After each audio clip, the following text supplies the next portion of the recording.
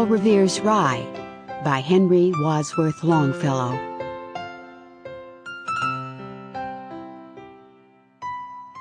Listen, my children, and you shall hear of the midnight ride of Paul Revere on the 18th of April in 75.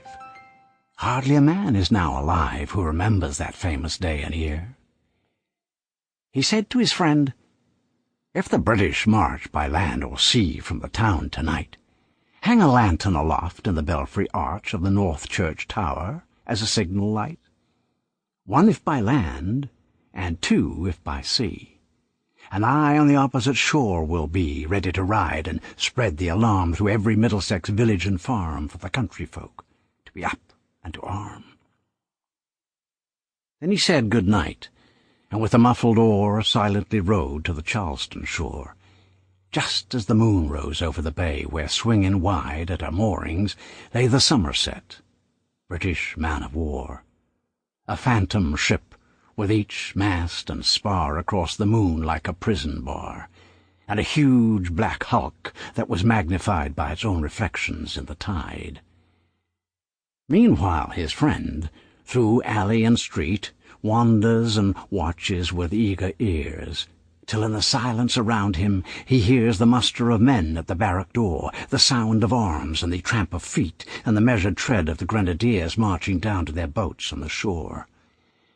Then he climbed the tower of the old North Church, by the wooden stairs with stealthy tread, to the belfry chamber overhead, and startled the pigeons from their perch on the sombre rafters that round him made masses and moving shapes of shade by the trembling ladder, steep and tall, to the highest window on the wall, where he paused to listen and look down a moment on the roofs of the town and the moonlight flowing over all.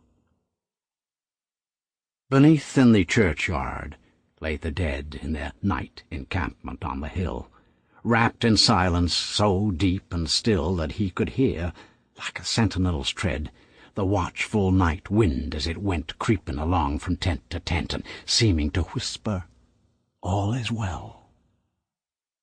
A moment only he feels the spell of the place and the hour, and the secret dread of the lonely belfry and the dead.